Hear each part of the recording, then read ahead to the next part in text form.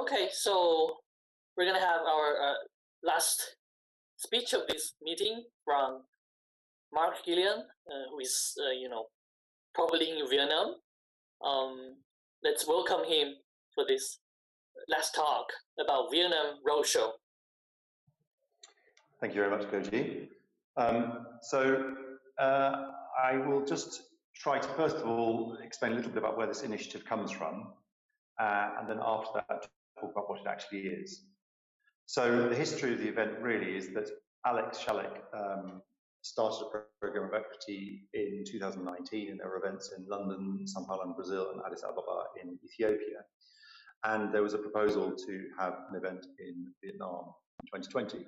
Now, although I run a group of companies headquartered in the UK, and historically I fly around the planet once a month, I happen to, for personal reasons, live in Vietnam, so very well placed to arrange everything here. So in November 2019, I took responsibility for that and decided to basically reach out to the various different genomics, university, medical environments throughout Vietnam in December and January, and established a level of enthusiasm and sort of keenness to do an event involved with the human cell atlas and single cell genomics. We had a lot of meetings in Vietnam, in Boston, also involved people in Japan, Korea, and Singapore and China in February 2020, and we had a survey completed by about 50 clinicians and researchers in Vietnam about potential clinical questions that might be relevant to Vietnamese research and also sample availability. But then clearly March 2020, COVID-19 came along and sort of crashed the earth, and therefore we decided to postpone the event. But having said that, though, we thought it was still worthwhile to make sure everybody understands what we were planning to do, since we still intend to try to do this. So the idea of the Vietnam Roadshow basically is to raise the profile and importance of research at single cell genomic level in general, educate mental scientists in Vietnam on working methods in the field, to practically perform workflows in Vietnam with Vietnamese researchers and also leading experts from abroad, to show what Vietnam is capable of doing on the world stage, to show the Vietnamese people what Vietnam is capable of doing, and to educate the Vietnamese funding authorities on the importance of this kind of work, to try and encourage them to increase the amount of funding available, and also introduce the international community to Vietnamese research and identify ways to collaborate in the future, while also then having concrete ongoing activity once the roadshow is complete. So what does that actually mean?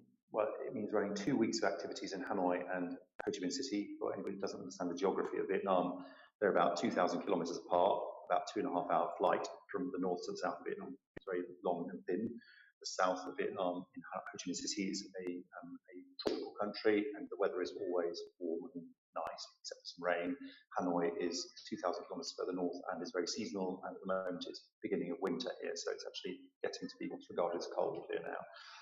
And I'm in Hanoi at the moment, sitting in our office here. We would run in each location a similar series of events with 1 week dedicated to each location, and the agenda would be something like the following. So we'd have a Monday lectures from world-leading experts on high-level vision, as well as more detailed aspects of how to carry out single-cell workflows, and also about the HCA.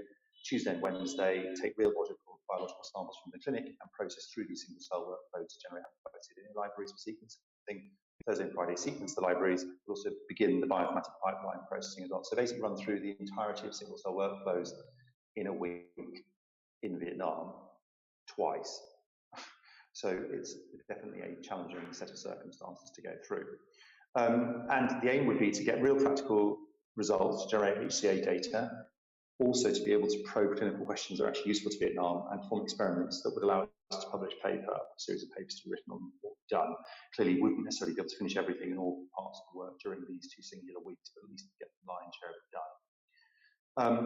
So if you think about what we're sort of saying, what does success look like if we were to do this? One is to have more than 100 people take part from Vietnam in both Hanoi and in Ho Chi Minh City. More than 15 leaders take part from around the world, from other places, to come and support the activity. Have the messages of the roadshow presented to people of Vietnam, generate real practical results in labs in Vietnam, and write paper as a result. And then also get the Vietnamese funding bodies to fund further work, while having ongoing drive for single cell projects after the roadshow. So for me, the thing that was most interesting about this was actually to start with thinking, well, what are the practical parts of the puzzle that need to be in place to do this? And is this just aspirationally impossible, or is it something we could actually possibly do? So the pieces of the puzzle are, if we want a successful Vietnam Roadshow, we need to have people to come and give lectures, we need people to come and actually train about how to practically run experiments, we need clinical samples with clinical consent in place in Vietnam, we need lecture theatres, we need labs, we need single-cell workflow platforms, we need sequencing, we need bioinformatic pipelines with skilled trainers, we need somebody who's managing it all, we need as many attendees as possible. And also, we want to be able to have a way of communicating it and engaging with government of Vietnam, funding bodies, while having people to lead writing of papers afterwards and people to lead activity after the roadshow. So all of these things lead to a successful roadshow itself, but then that's what we're aiming to try and achieve going forwards. So in November, we didn't really quite know who was here and who might actually be interested. So I started the exercise of just trying to get to know anybody and everybody that might be interested in this sort of stuff. And I was quite pleasantly surprised by what actually exists here already in a kind of sleeper way, and how many people were very, very, very excited. So firstly, Alex is enthusiastic about it. Jonah Cool expressed enthusiasm for it from Chan Zuckerberg. I am enthusiastic. Now, this is an interesting centre, which is in Ho Chi Minh City. It turns out to be an Oxford University department, which is a world-leading infectious disease centre, but happens to physically be located in the south of Vietnam for various historical reasons. And Guy Thwaites is actually a full professor from Oxford who runs it. And it's got hundreds of researchers in Vietnam, but part of Oxford University. And they've got sequencing facilities themselves in place, and they're directly buried in a hospital. So that's actually really powerful, actually.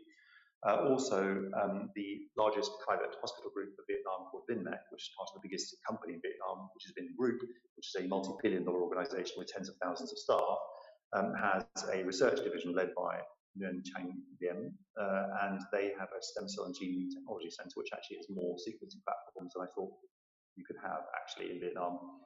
They've got NovaSeqs, HiSeqs, NextSeqs, MySeqs coming out of their ears. And so that's pretty impressive when you see the facilities. So I think that for most people who haven't been to Vietnam, you wouldn't have the aspiration and expectation as to what actually already exists here. Then there's a government-funded research centre, which is an institute which is run by Juan, who's the director of that institute. They've also got their own sequencing capacity and a variety of other standardised lab equipment that's required. Rami Mejio, who's one of the senior VPs of Illumina, is very enthused to be involved as well.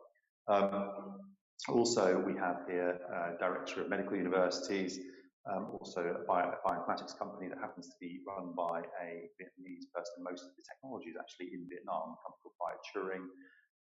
Also, professors from the Hanoi University of Science and Technology. Vina Games, which is the biggest software computing platform in Vietnam, has the biggest cloud computing resource and has enough computing power to suffice to run whatever bioinformatic platforms we want to run, is very enthused about it. And then also the Dean of Biology from the Vietnamese National University in Saigon in Ho Chi Minh City. Also the British Ambassador here and the Director of the British Council, also very happy to support various aspects associated with it. Also Tu Ha, who is one of the news anchors for the TV station, the National News TV station, has been involved as well to promote the activity throughout the country during the time we're doing the event as well.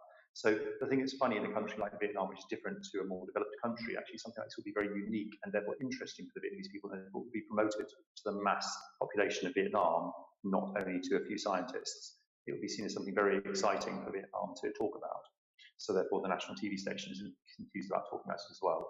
And then also other HCA Asia agents like Shine in Singapore and Jay and Aki in Japan and others have been interested in getting involved as well. So if you look at the locations, I just want to kind of reinforce this point. There are loads of places to do lectures, labs are key, and the two labs that have really kind of demonstrated their willingness to do this are the two I mentioned, which is VinMec Research Centre, which is in Hanoi, and then the Oxford University Clinical Research Centre in Saigon. They also both buried in hospitals with the diligent clinical consent process for sample access and use to be able to understand what clinical questions would be useful to ask. And so this is some photographs, some labs at VinMec. You can see the different sequencing platforms there, and this is a very small fragment of their labs. I just wanted to show the sequences. And then this is one picture of some of Ockru's labs with MySeqs in it. So, I mean, they're very large facilities, both of them, but they just happen to be labs with sequencing inside them there.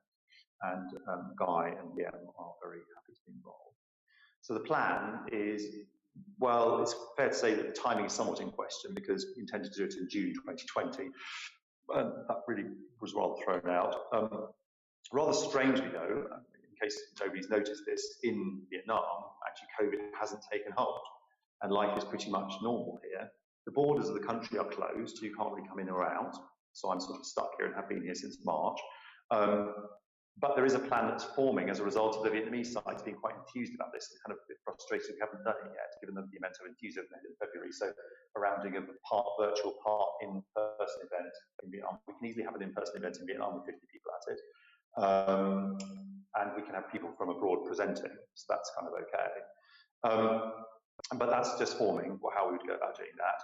The original plan would be have this large cohort of foreign scientists coming in. We still intend to do that, but it's just that the timing is somewhat uncertain because of the COVID situation. And also then, as sort of timing becomes somewhat more obvious, then we intend to then start advertising and promoting within the HCA and trying to encourage people to get involved in the activity here as well. So I think that we're very keen to find out more about people that are interested in being involved in this initiative. So that was all I wanted to do, to introduce it to everybody, make sure everybody understands what it is in nature. It's very challenging, actually, if we were to do this 2-week event and try and actually run through full single-cell workflows 2 weeks after one after the other. But at the same time, if you've got enough will and enough capacity and enough people and equipment available, it would theoretically be possible to do it. And so there's a lot of enthusiasm here to do it. And therefore, it would be a great showcase to show what we can do as scientists. Sorry, my screen was flashing some look like comments or questions. I'm not quite sure if that was just on my, I can't see that anymore. Oh, here we go, what's that? In the chat. Is that questions or something? I'm not quite sure what that was. Okay, but anyway, thank you very much for your time and attention. And again, I echo Alex's thoughts. Oh, okay. So we haven't got any question. So thanks, Mark. Thanks for your sharing of this very interesting projects. I hope more people will, get involved. Yeah, but because of time, we have to, go to the next stage. Thanks, Mark. Thank you, Ashwin. Thanks.